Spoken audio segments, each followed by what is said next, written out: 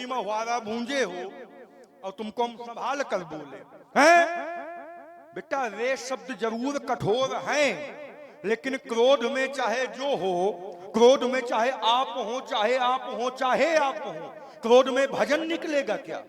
क्रोध में संगीत निकलेगा क्या? क्रोध में तो कठोर वचन ही निकलेंगे। और यहाँ व्याप्यो कोप शरीर, यहाँ पूरे शरीर में क्रोध विद्यमान है, इसलिए मैंने वे शब्द से तुमको संबोधित किया। तुमने कहा महाराज जो आपका क्रोध है ये ठीक नहीं है। कहां से जोड़ रहे हो जो ठीक नहीं है? ध्यायते विषयान पुंसाम संगस्तेषुपजायते संगस संजायते कामः कामा क्रोधो भिजायते क्रोधादि भव सम्मोहा सम्मोहात् स्मृत विभ्रमा स्मृत भिंसाद बुद्धिनाशो बुद्धिनाशात् प्रणश्यति। सीधा अर्थ है किसी वस्तु को देखा जाए, उसको पाने की चाह मन में उत्पन्न हो, और जब वस्तु ना मिलेगी तो क्रोध उत्पन्न होगा। ये सांसारिक क्रोध है। और एक क्रोध परमात्मा की प्रेरणा से उत्पन्न होता है। लोमश ऋषि ने कागभुसुंडी जी को श्राप दिया था, तो यह सांसारिक क्रोध नहीं था, परमात्मा की कृपा ही थी। का खगेश नहीं कछु विष दूषण और उर पेरक रघुवंश विभूषण, ये परमात्मा की कृपा थी जो लोमश ऋषि के हृदय में क्रोध उत्पन्न हुआ था। तो ये न कहो कि परशुराम का क्रोध सांसारिक है, विचार करो। हो गई बात? हो गई। चलिए, ये क्रोध लोमश जी ने किया, वो उर प्रेरक रघुवंश विभूषण परमात्मा की प्रेरणा से था ना। आप ही कह रहे हो। और आपने जो हमने क्रोध कहा, क्रोध में कर रहे हो, तो ये बताओ किस परमात्मा की प्रेरणा से है आपका क्रोध? वो हम जानते हैं किस परमात्मा की प्रेरणा से है क्या? भाई किसी की प्रेरणा लगी हो तो हम मान लें आपका क्रोध वही है। क्यों? आप चाहते हो, क्या चाहते हो? बेग दिखाओ मूढ़ नत आजू उल्टाओ मही जहां लगी तब राजू। आप और एक मुनि ऐसे थे, उन्होंने भी क्रोध में श्राप दे दिया। और किया क्या था जो हमने किया? हम यहाँ क्या है, सुनी मुनि बचन लखन मुस्काने, तो हम हंसे तो महात्मा जी क्रोध कर रहे हैं। और वहां रहे तहा तु रुद्रगण तेव जानत सभ्य, वो उनको देख करके हंस रहे थे। तो आप ये बताओ, क्या हंसना किसी का अपमान करना होता है? किसी का, भाई आप कोई कार्य कर रहे हो, अब लोग देख रहे हैं और आप ये जान रहे हो कि ठीक नहीं हो रहा है, अगर हंस रहे हो तो क्या अपमान कर रहे हो, अपराध कर रहे हो? कारण ये था उस मुनि को चाहिए थी बाला बाला और इन मुनि को चाहिए वाला। दोनों एक ही जैसे हैं, वो भी ब्रह्मचारी और ये ब्रह्मचारी, ये भी ब्रह्मचारी वो भी ब्रह्मचारी, लेकिन अंतर ये है कि वो चाहते थे बाला और ये चाहते हैं वाला। धनुष तोड़ने वाली की चाहना है, कामना है। तो आप सोच तो रहे हो, चिंतन में तो है ही कि किस प्रकार से मिले, इसीलिए तो इतना आडंबर दिखा रहे हो। बेग दिखाओ मूढ़ आजू उल्टाओ मही जहां लगी तब राजू। लेकिन कोई बोल नहीं रहा, आपके लक्ष्य की पूर्ति नहीं हो रही, आप जो चाहते हो वो आपको प्राप्त नहीं हो रहा, बस इसलिए क्रोध है। और वो प्राप्त हो जाए तो क्रोध समाप्त हो जाए। हमने गीता जी की श्लोक पूर्ण नहीं किए थे, हम जानते थे कि, लेकिन आपने पूरा कर दिया तो सोचे बच जाएंगे। बच नहीं जाओगे और फंस गए, बच थोड़ो गए हो और फंस गए हो इसको पूरा करके। फिर आपने कहा इंद्र को ब्रह्म हत्या का दोष लगा, लेकिन उसको नहीं लगा, बांट दिए गए। भैया अब जब प्रसाद के रूप में आप तैयार हो जाओगे, जैसे कोई अपराध करता है और अपराध स्वीकार करता है, वो अपराधी बनता है, तो किसी के लालच, बस लालच, और जो वो लालच अब लालच दिया जाएगा एक अपराधी के द्वारा, तो आप शहर से स्वीकार कर लो कि भैया चलो ठीक है, जीवन भर ये करेंगे तो ये नहीं कर पाएंगे, लेकिन आज इतने में, और कष्ट क्या है, इतना ही है। ऊषर धरती को जहां वो ब्रह्म हत्या का दोष दिया गया, तो जितने में था वो जमीन भू ऊसर हो गई, वो मतलब एकदम निर्बीज हो गई। उसमें यह शक्ति नहीं रही कि उसमें कोई पेड़ पौधे उपज जाए। गाय को दिया गया, समुद्र को दिया गया और माताओं को दिया गया। समुद्र में वो जो फेन देखते हो आप, वही है ब्रह्महत्या। वो जो आप देखते हो ब्रह्महत्या, वही है ब्रह्महत्या। तो ये दिए गए हैं, लगे नहीं, कैसे नहीं लगे, लेकिन वो राजा था और उस समय का, जिस समय ये दिया गया था, तो समय का ये युग, जिस युग में आप खड़े होकर धरातल छोड़ के बात करें, तो कलयुग में आप अगर किसी के प्रति कुछ बुरा चाहते हो, जैसे भैया बैठे हैं, हम मन में चाहते हैं, क्या चाहते हैं, भैया को मारेंगे या इनका ऐसा नुकसान करेंगे या इनके साथ ऐसा कृत्य करेंगे, तो अगर हमने मन में सोचा है तो उसका दोष हमको नहीं लगेगा कलयुग में। लेकिन उन युगों में, सतयुग, त्रेता, द्वापर में, जिस समय आवश्यकता होती थी तो क्या क्या, यहां तक युवापन भी दान दे दिया गया था। आप तो जानते हो, नहीं कहो, यही अर्धाली कहती है, बोले तना ये तीन यौवन दायाऊ। ययाति के पुत्र ने अपना युवापन अपने पिता को भेंट कर दिया था। और इस समय, तो उस समय कुछ भी आप, यहां तक प्राण भी एक दूसरे को दिए जाते थे। ऐसी कोई वस्तु नहीं थी संसार की कि वो इन 3 युगों में आप दे ना सको। शरीर से लेकर के मन सब कुछ दे सकते हो, अपना दोष पाप सब कुछ दे सकते थे, और वही किया गया। क्यों? देवराज इंद्र था और राजा के निमित्त इन प्रजा ने, क्यों, देवराज के माध्यम से जलवृष्टि होती है, तो उस उपकार का बदला चुकाने के लिए माता वसुंधरा ने उस पाप को स्वीकार कर लिया। इसी तरह से इन तीनों ने भी स्वीकार कर लिया। लेकिन इस युग में कलिकर एक पुनीत प्रतापा, मानस पुण्य हो ही नहीं पापा। मन, वचन और कर्मों से अगर हम मन से करेंगे तो उसका दोष नहीं होगा, लेकिन कुकृत्य हम करने जाते हैं तो मन से करते हैं तो कोई दिक्कत नहीं है, लेकिन कर्म और वचन, इन दोनों का दोष लगता है। लेकिन इस युग में एक बहुत बड़ी विशेषता क्या है? विशेषता यह है कि आप चाहते हो कि हम हरिद्वार जाएंगे और किसी कारणवश, किन्हीं परिस्थिति बस आप अनुष्ठान, यज्ञ, जब आदि को सोचते हो हम करेंगे और उसको नहीं कर पाते हो, वास्तविक रूप से आप चाहते हो और नहीं कर पाते हो, तो उसका जो पुण्य फल है वो आपको प्राप्त होगा। कलिकर एक पुनीत प्रतापा, मानस पुण्य हो ही नहीं पापा। मानसिक पुण्य तो होता है लेकिन पाप नहीं लगता। उस युग में ये बांटे गए थे, इसलिए कहते हैं कि सब वो अति विचित्र भगवंत गति है, वो अपवाद है, सर्वथा का सत्य नहीं है। जबरदस्ती का आप उसमें उदाहरण दिए पड़े हुए, इसको ध्यान दो। आपने एक बात और कही थी, श्रद्धा।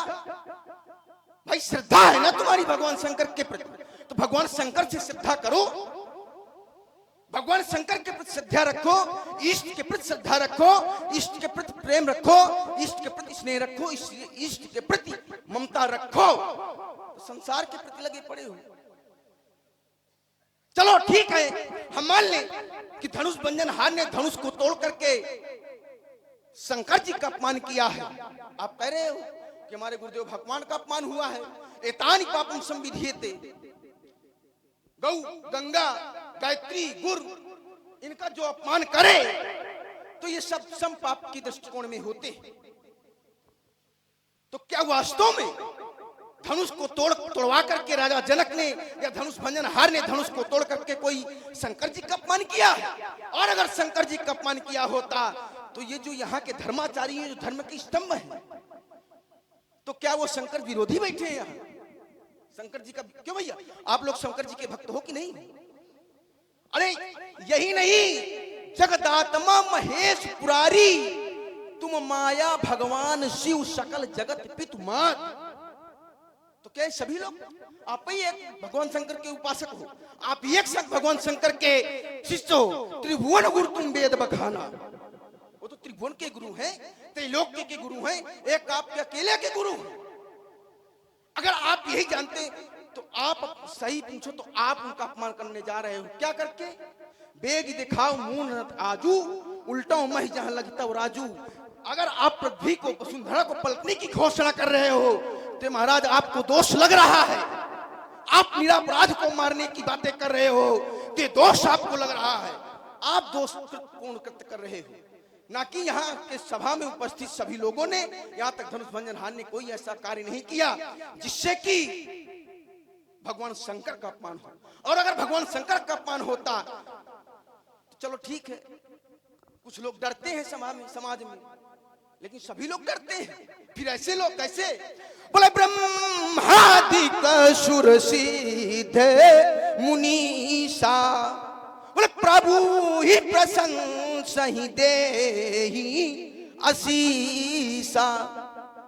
तो क्या ब्रह्मादिक सुर सिद्ध मुनि ये आशीष दे रहे हैं, आशीर्वाद दे रहे हैं, प्रशंसा कर रहे हैं, जय जयकार हो रही है, तो अपराध कर रहे हैं।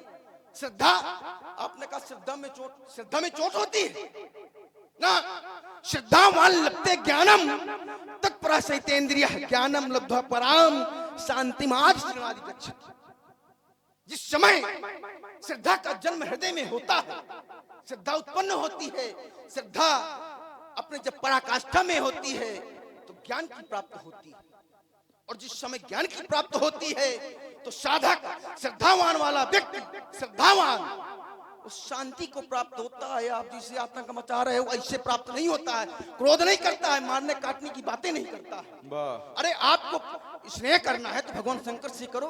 क्या भगवान शंकर खाली ये धनुष है? ये सभी लोग नहीं है जिनके लिए मारने के लिए कह रहे हो। तो हमें जो हमारी जो साधना है, स्नेह है, ममत्व है, तो हमें अपने इष्ट के प्रति रखनी है, ना कि इष्ट के समान। क्या नहीं है संसार का, परमात्मा का संसार में सब कुछ उसी का तो है, उसी का है। और इसी के लिए परमात्मा कहते हैं संसार में जो हो रहा है उसके प्रति आपको दोष नहीं देखना है। वो संसित इत संसार है, जो सरकता चला जाए ये तो संसार है। प्रकृति परिवर्तनशील है और ये पंच तत्वों से परिणित, पंच तत्वों से विधि पर पंच गुण अवगुण शाना।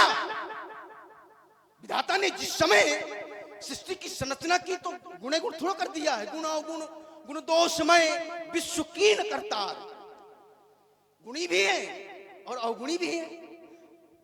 तो आप संत हो, साधारण संत नहीं हो, हमारी समझ में साधारण नहीं हो, हंस हो। तो हंस करते क्या है? हंस एक पात्र में यदि दूध और जल का समन्वय कर दिया जाए, मिला दिया जाए, तो हंस में ये गुणवत्ता परमात्मा के द्वारा प्रदत्त है। या उसकी साधना में इतना बल होता है कि दूध तो पी लेता है, पर परिहर बारी विकार, जो विकार रूपी जल है उसका परित्याग कर देता है। जिस जैसे साधक मुनि सिद्ध समाज में, संसार में रहते हुए भी संसार में रहते तो हैं हम, और आपको देखता है कि महाराज जी संसार में है, तो क्या वास्तव में संसार में है ना? ठीक उसी प्रकार जिस तरह से कमल और कमल का पत्ता जल में रह के लिपायमान नहीं होता, लिप्त नहीं होता, ठीक उसी प्रकार संत महापुरुष संसार में रहते हुए भी संसार में नहीं रहते और देखने में लगता है कर्म करते हैं, लेकिन उस सर्वथा संसार से उठ करके होते हैं, भिन्न होते हैं। इसलिए आप समझो, विचार करो, विचार करना चाहिए आपको। चलो विचार करते हैं। कह संत संसार से हट कर रहते हैं, लेकिन क्या सब संत संसार से हट कर रहते हैं? विश्वामित्र जी संत है कि नहीं है? विश्वामित्र जी संत है कि नहीं है? तो कहे अयोध्या में सुहावी तरकारी छान रहे हैं, मिथिला में क्यों महाराज मेहमानी जमाए बैठे हैं? संत हैं, काम है भजन करना, स्वयंवर में कहे आए हैं। संत भी एक प्रकार के नहीं होते, संत की भी 6 श्रेणी होती है। कुटी चक्र, तुरातीत, धूत, अवधूत, हंस और परमहंस।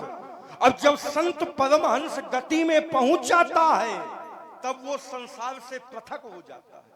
संसार में तो रहता है लेकिन उसको संसार का कुछ भान चाहे आप 2 मुट्ठी बालू डाल दो तो कोई अंतर नहीं, चाहे 4 माला पहना दो तो भी कोई अंतर नहीं, क्योंकि उसकी परमहंस गति हो जाती है। अब परमहंस गति में देह का भी भान नहीं रहता। आइए, राजकुमार लक्ष्मण ने कुछ बातें रखी। पहली बात, इन्होंने कहा महाराज आपका क्रोध सांसारिक है। कैसे मान ले कि हमारा क्रोध सांसारिक है? क्योंकि हमारा क्रोध जो है धनुष के प्रति है। जब धनुष संसारी नहीं है तो फिर क्रोध कैसे संसारी हो जाएगा? क्यों? क्योंकि ये धनुष है भगवान शंकर का, और भगवान शंकर सांसारिक नहीं है। तुम्ही ने कहा था भगवान शंकर परमात्मा है, और जो परमात्मा हो जाएगा और जो उससे जुड़ जाएगा तो वो सांसारिक नहीं रहेगा। और प्रमाण मिलता है, वाल्मीकि रामायण का प्रमाण है, इमौ द्वि धनुषी दिव्ये श्रेष्ठे लोकाभिपूज्यते दृढ़े बलवती मुखे सकता विश्वकर्मणा। जो दिव्य होगा वो सांसारिक होगा कि संसार से अलग होगा? है? 4 भाई है, सनक सनंदन सनातन सनत कुमार। ये सांसारिक है कि संसार से हटकर है।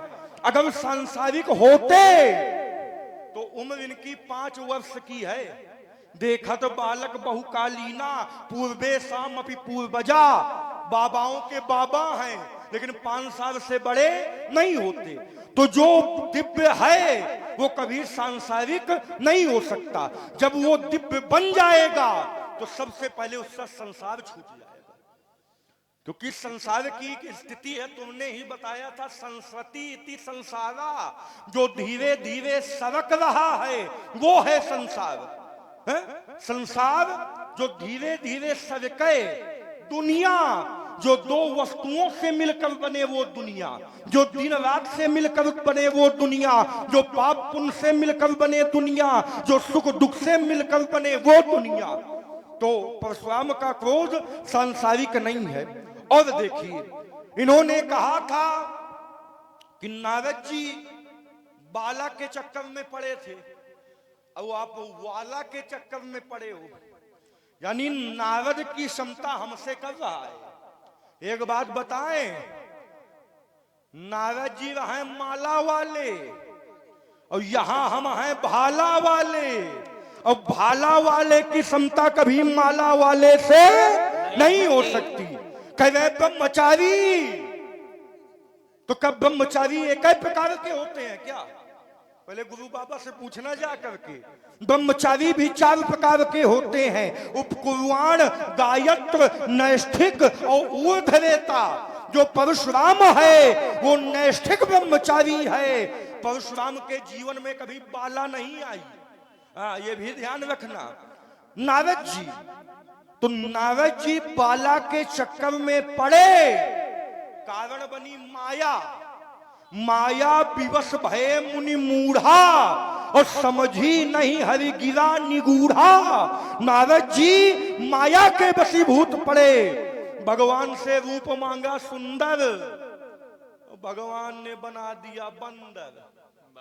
कहे बंदर है, कहे बनाया? हाथी बना देते, ऊंट बना देते, बैल बना देते, सिंह बना देते, स्वामी जी भेड़ाहा बना देते। हाँ, स्वामी जी बताएंगे। हाँ, ले। 3 प्रकार के ब्रह्मचारी हैं। एक नारी के लिए ललचाए, नारी के लिए ललचाए, नारी न मिल पाए तो ऐसे नारद मुनि ब्रह्मचारी। एक ब्रह्मचारी ऐसे हैं, तुम्हारे आराध्य देव शंकर तीसर नेत्र उघारा, तुरते काम भयो जर छारा। उसमें एक पक्ष नारद है। नारद चाहते हैं, तुतिया घुसी है, माने 2 की भावना है, क्योंकि काम जीत लिया है।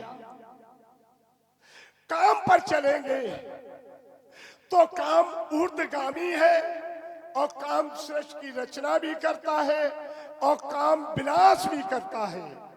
जिसने जीता बिंद को, जिसने बिंदु को जीता है, बिंदु को ही परशुराम ने जीता है, हनुमान ने जीता है, भीष्म पितामह ने जीता है। लेकिन विश्व मोहनी का जेबिद होई नाथ हित मोरा, करऊ सुबेग दास मैं तोरा। दास फिर आस कैसी, ये दासी रघुवीर की मरम न जाने कोई। बेटा मां के साथ विवाह करना चाहता है, लेकिन मां ने बेटा की तरफ नहीं देखा, बेटा देख रहा है। तो नारी के लिए ललचाए, नारी ना मिल पाए ऐसे ब्रह्मचारी। लेकिन शिव कुरूप है, अमंगल भेष है, लेकिन सती जी शिव को चाहती है, सती जी शिव को चाहती है, लेकिन शिव सती को चाहते हैं, लेकिन भीतर से चाहते हैं, ऊपर से नहीं। यहां दूसरे ये ब्रह्मचारी हैं, कौन? सजीवन विद्या शिव से ही क्यों है? सती पार्वती ने ललकार दिया था, शिव सदा ही योगी। योगी वो है जो बिंदु अरविंद परमात्मा में लीन हो जाए। तो शिव भोगी नहीं है, वो योगी है। योगी भोग नहीं करता है, ब्रह्मचर्य का पतन नहीं करता है। शिव अविनाशी है, तालियां पीछे। जिसका बिंदु क्षीण होता है उसकी मृत्यु होती है। सजीवन किससे है? बिंदु से है, ब्रह्मचर्य से है जीवन। ब्रह्मचर्य का पतन हुआ, मृत्यु उपस्थित है। तो तीसरे ब्रह्मचारी कौन? यहां पर नारद, फिर ब्रह्मचारी शिव, तीसरे एक ब्रह्मचारी ऐसे हैं काम जीत ब्रह्मचारी, लेकिन कामी के द्वारा फिर काम भस्म करने वाले ब्रह्मचारी। एक काम वर्षी ब्रह्मचारी जो कृष्ण हुए, उन्होंने काम की वर्षा की है, स्पर्श नहीं किया। ये तीन ब्रह्मचारी हैं, नारद भी, शिव भी और भगवान कृष्ण। अब हम इस्लाम की बात करते हैं। चले मदार साहब, उनके दरगाह पर कोई लेडीज चढ़ नहीं सकती। और 100 रुपया कलियत शरीफ में जिन्होंने 14 वर्ष तक पानी ग्रहण नहीं किया, उनके दरगाह पर कोई लड़की चढ़ नहीं सकती है। अगर चढ़ जाएगी तो भस्म हो जाएगी। तालियां पीछे। इस विश्व में ब्रह्मचारियों की कमी नहीं। कुछ दृश्य में है, कुछ अदृश्य में है, कुछ सोच में, भावनाओं में है। वाह, बहुत सुंदर, बहुत सुंदर। देखिए महाराज जी का उद्बोधन हुआ। व्यास जी को बुलाओ। चलिए महाराज। तो नारद जी को बंदर क्यों बनाया? अरे हम बताएंगे। हाँ बताओ। तुम उंगली का दिखाते हो? उंगली परशुराम को उंगली दिखाओगे? तो किसको दिखाएंगे? हमारे सामने कौन है? हमारे सामने नहीं है। हमारे सामने कौन है? अगर किसी को एक उंगली दिखाओगे तो 3 उंगली तुम्हारे ऊपर उठेंगी कि दूसरे का दिखाने से पहले। अरे वो ठीक है, पहले उंगली उठाओगे। इनमें थोड़ा है उंगली उठा रहे हैं। जब हम किसी के दोष को देखने के लिए, बताने के लिए उंगली उठाते हैं, तब 3 उंगली हमारी दोस्त को बताती हैं। लेकिन यही उंगली जिस समय किसी को सतमार्ग की ओर प्रदर्शित किया जाता है, सतमार्ग को दिखाया जाता है, तो क्या वो दोष बताता? अच्छा, सदमार्ग अपने से दिखाया जाता। और क्या अपने मन को बता रहे। सुनो, ये उंगली का क्या प्रभाव है? सुनो, हाँ हाँ, अरे हमको वो पता है 16 कि- दूनी 8 राजनीति का पाठ न पढ़ाना, कहे इससे सदमार्ग दिखाया जाता है, हैं? क्यों कुम्हड़े का देख के ये दिखा दो तो क्यों आप हरिओम भैया अंगूठे से किसी को आप रास्ता बताते हो? अच्छा या इस अंगूठे उंगली से से बताते हो? तो क्या अंगूठे का महत्व नहीं है? एक क्षण जिस समय भगवान योगेश्वर ने रणांगन में खड़े होकर के धर्म उपदेश दिया था, गीता का उपदेश दिया था, उस समय इसी उंगली का प्रयोग किया था। तो ये उंगली सर्वथा दोषयुक्त नहीं है, पहले उसको समझो। ठीक है, आपने कहा, इन्होंने कहा क्रोध कर रहे हो, उनको चाहिए था ये बाला। कौन सी उंगली है? एक क्षण रुक जाओ, बीच में बात कट जाएगी वो। अच्छा बात कट जाएगी, बात उंगली की है तो उंगली की बात हो जाए। नहीं, हम उंगली नहीं, हम तुम्हारे नेकुओं में बात करेंगे, परेशान ना हो। उंगली ये छोड़ है दो। तर्जनी, अरे ठीक। तर्जनी, अनामिका, मध्यमा, कनिष्ठा और अंगुष्ठ, 5 उंगलियां हैं। अब आपने ये तर्जनी तो तर्जनी अच्छा, नहीं। इसका प्रभाव अच्छा है कि खराब है? अच्छा है, कैसे? अच्छा है। हाँ जैसे पहले एक क्षण, अच्छा वाला तुम बताओ। योग कहता है क्या कहता है? विपर्यो मिथ्या ज्ञान मत दुर्प्रतिष्ठम। विपर्य का अर्थ ये होता है जो अज्ञानता को दर्शाता है, लेकिन संसार में दोष और गुण दोनों एक से नहीं होते, वो बराबर के होते हैं।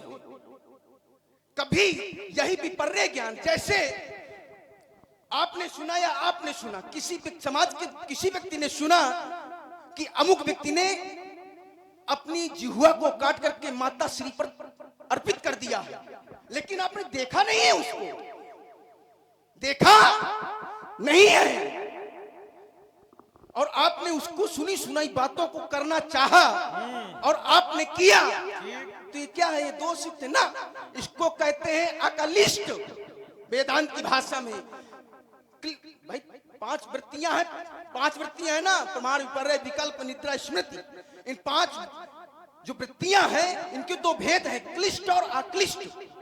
लेकिन क्लिष्ट क्या है? क्लिष्ट हम अरे सब कुछ बताएंगे, नहीं, सब बोला है तो हम सब बताएंगे। क्लिष्ट माने अविद्या आदि को जन्म देने वाला, मोह को उत्पन्न करने वाला क्लिष्ट। ये साधारण बात में बताओ। अक्लिष्ट, क्लिष्ट माने कठिन। नहीं, वो विषय अलग है। क्लिष्ट वो कठिन, वो अलग है, वो विषय अलग है। आप इसको समझो, वो आप उसको समझो। अच्छा क्लिष्ट ये आंग्ल भाषा है? नहीं, वो ये क्लिष्ट आंग्ल अरे भाषा नहीं, है। नहीं, इधर देखो, सुनो, कठिन समझा। आप वही पढ़े हो क्या जहाँ पढ़े नहीं? अरे ठीक है, नहीं हमने क्या बात कर रहे हो?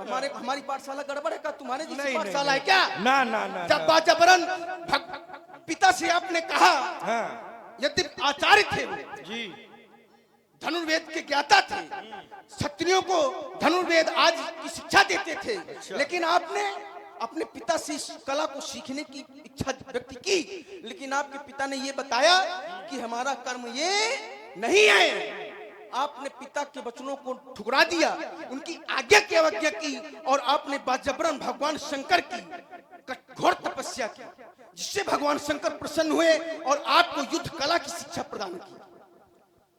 समझना पहले इसको आप विषय घुसेड़ोगे उत्तर नहीं होगा। ये चक्कर ये है, किसने धनुर्विद्या दिया? भगवान शंकर ने। किसने सिखाया आपको? अच्छा, भगवान शंकर ने सिखाया, और हमारे गुरुदेव ने भी सिखाया। विश्वामित्र जी ने भी आपके गुरु हैं धनुर्वेद के। हाँ हाँ, तो एक विद्या का 2 गुरु कैसे हो? नहीं हम बताते हैं, रुक जाओ। कभी कभी ऐसा होता है, जैसे शिक्षा है, प्रथम पाठशाला जो होती है, वहां से जब उठ करके हम आगे बढ़ते हैं, तो वही गुरु हमें आगे आने वाली शिक्षा को नहीं बताता, नहीं सिखाता, नहीं पढ़ाता। उसके निमित्त अन्य हमें आचार्यों के पास जाना होता है, गुरुओं के पास जाना होता है, तब हमें आगे की शिक्षा प्राप्त होती है। तो इसी तरह से आप जैसी जैसी आपकी श्रेणी बढ़ती गई, जैसे ज्ञान इतना थोड़ा है कि पा लिया तो पा लिया, लेकिन ज्ञान है क्या? जिस समय ज्ञान को पालोगे, तो ज्ञान जिस समय प्राप्त हो जाएगा, तो संसार की समस्त वृत्तियां समाप्त हो जाती है, समस्त बंधनों से मुक्त हो जाता है। लेकिन इतना सरल उसको पाना नहीं है। ज्ञान अगम प्रत्युह अनेका, परंतु साधन कठिन न मन कर टेका। ज्ञान अगम है, प्रत्युह माने बाधाएं। महाराज, ज्ञान के मार्ग में, ज्ञान को प्राप्त करने में बाधाएं बहुत हैं, लेकिन वो बाधाएं खा देता। महाराज ऐसी मार मारूंगा, अभी बताता, अभी जताता, फिर ना कुछ बतलाऊंगा। तो महाराज तुम ब्राह्मण हो, ये भी ध्यान में ना लाऊंगा। नाचेगी चंडी जब कद्र वेश में ढालूंगा और लखन कहे कि चट्टानों पर पटक पटक कर। एक बात बताएं, पहाड़ आया करे ये तो हट जाया करो, ये तो घट जाया करो, नहीं तो सावधानी हटी तो दुर्घटना पे हमको दोष न दीजिएगा। क्यों भैया? पहाड़ आता है कि वायु तूफान आता है? कहे पहाड़ खड़ा था और वायु आ रही थी, इसलिए ये वायु है। और क्या? अच्छा चलो कुछ और समझाओ। गलत सलत बोल रहे हो, पहाड़ बोल, पहाड़। इसलिए दशरथ के नंदन पर जई हो दुख फंदन में, चली है भगनंदन को भरोसा बंका है, हमें तई हो न दिखाए गुरु बाबा समेत यहाँ मची है वह संगल में, समय भयंका है माता सुमित्रा की गोद करो खाली आज, और जई हो महेंद्रा चल बजा कर ले डंका है। ये हमारे भाई बड़ा ही सुंदर संवाद श्रवण कर रहे हैं।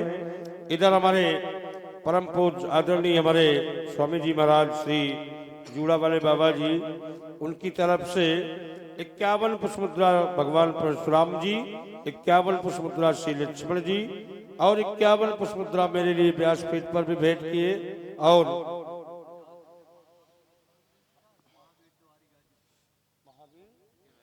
और देखिए महावीर तिवारी जी जो गाजीपुर के हैं, उनकी तरफ से ये 50 पुष्पमुद्रा भगवान परशुराम जी श्री लक्ष्मण जी के लिए, 50 पुष्पमुद्रा व्यासपीठ के लिए भी भेंट किए। और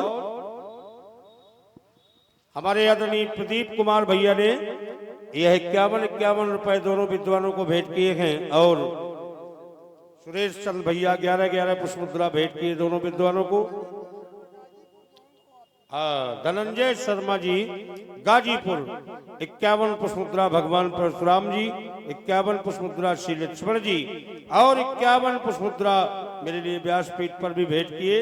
बहुत बहुत धन्यवाद है। समझ भी समझाने से खट्टे बनाऊंगा, वंचन भर में लटाऊंगा।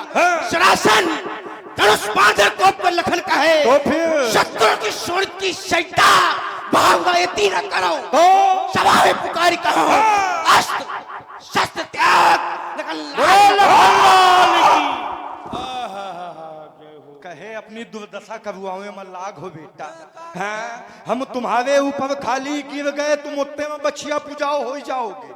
हाँ, और दोष हमको लगेगा, इसलिए छात्र वंशनासु और बिनासु राठौरन को इन चौहानन की शौर्य की सत्ता बहाऊंगा। जेते चंद्रवंशी सूर्यवंशी तुम्हारी रक्षा करे, उन्होंने को काट मुंड चोरा बनाऊंगा। और बीती हुई बात ना बनना नहीं, बार बार कौतुक कर दिखाऊंगा। अच्छा। समझे उन छत्री में जिनका था नाश किया, उनके बचकरण की शेखे ही बुलाऊंगा। ये तीन करो सभा में पुकार कहो, अस्त्र शस्त्र त्याग लखन लाल कहूंगा। ये झूरे ताल ठोक रहा है, क्या करे? धनुष बार बार ये दिखा रहे हो, चाहत उड़ावन फूंक बहारू। अच्छा, तो यहाँ कुमड़ बतिया क्यों नहीं? अजय तर्जनी देख मर जाए। जब तक तुमको अनुप्रास का च्यवनप्राश नहीं खिलाया जाएगा, तुम खाए रहो, तब तक तुम्हारी बुद्धि का विकास होने वाला नहीं है। जान की जलाई जान जाओगे जागेश्वर, जान की खैर नहीं जमपुर पठाऊंगा। देख लो देह में दमक रही दावानल, दशरथ के दिल को दुखदारुण पहुंचाऊंगा। तीना करो तो सभा में पुकार कहो, अस्त्र शस्त्र छोड़ परशुराम न कहूंगो। ये चमनप्राश खुद खाओ और अपने सगे संबंधियों को खिलाओ। तबाही तो इतनी क्षमता है बेटा। ये भी महर्षि का एक प्रयोग है। बल क्षीण हो गया था, महर्षि ने कहा कैसे काम बने, जो इसका नाम ये चमनप्राश, तो महर्षि ने फिर उसको बनाया। और आप जैसे ब्रह्मचारियों को खूब जम के खिलाया। अच्छा। के मारे हस्त घूम रहे हो, दिखवा नहीं न भोजन आए, न पानी आए, अच्छा, न दूध आए। और देखो शरीर, ये हम देख फूटी आंखी हमको नहीं देख सकता है। भूल गई हो, चकर मकर उलझ दो फान दो समय। अच्छा तेरो मुकाबला जब दशरथ के लाल से, तो क्या करोगे? अरे भाग जाइयो सीधे मंदिर चल, सूरत न दिखाइयो लौट के। अच्छा याते समझाऊं, ये धनुष को दुरा लीजिए, हाँ, हाँ। परस को छुपा लीजिए, ऐसा ना हो धोखा होए लखन लाल ते। अच्छा मुंह से ना भिड़ो, कहूं कौने द्वारा भिक्षा मांगो जाए। भिक्षा न मैं सीधा ब्राह्मण हूं न सीधा वाला ब्राह्मण हूं, इसको समझा दो। अमावस्या और पूर्णिमा में सीधा ले वाले न होन। हाँ इसलिए दल दूंगा दम बदप दीन दुष्ट दो ही के, देह की नमक देख दिन कवित हलाएगा। भया तू भवई भागेंगे भवन, भानु सा प्रकाश आज जग में पटाऊंगा, पर उसके प्रहार से पले कर पृथ्वी मत भयंकर शंकर का रूप बन जाऊंगा। एती ना करो तो सभा में पुकार कहो, अस्त्र शस्त्र छोड़ पर सुभाम ना कहाऊंगो। ये जो बार बार आप कर रहे हो ना, कभी हमने किया तो तुम प्रयोग कर लो, तुम कह रही ऐसे ना मिलो। हाँ, और इसके लिए ये सीट वाले बदनाम हैं, हाँ, तो इससे उचित दूरी बनाए रखो, बता दे इनका। अच्छा। और कहीं हमने किया हाँ। तो महाराज कहेगा बुढ़ाई दे दही को धोखे चूना ना चाट लेना। अरे ये दही हम फर्क ही नहीं समझते। जैसे ऐसे देव सब धनुष समाना, तो हमारे लिए दही बराबर सो चूना बराबर। ठीक, समझ लेना तुम्हारे लिए बराबर नहीं है। तो आप देखो, देख चलो, हाँ, आपका हमारा एक प्रकार है, हम वो दर्शन हम है कैसे, कहाँ के हैं, किस प्रकार से हैं।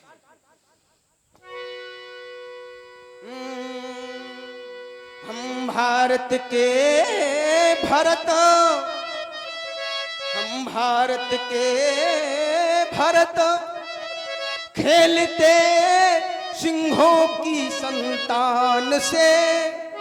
कोई देश नहीं दुनिया में बढ़कर हिंदुस्तान से, कोई देश नहीं बढ़कर अपने हिंदुस्तान से।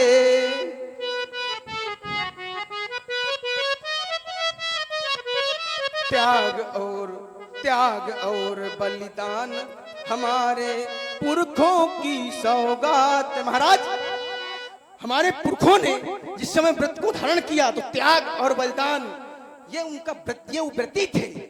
लेकिन इस धरा में जन्म होने के लिए इस मिट्टी में पैदा होना, इस मिट्टी में पैदा होना बड़े गर्व की बात है। त्याग और बलिदान हमारे पुरखों की सौगात है। त्याग और बलिदान हमारे पुरखों की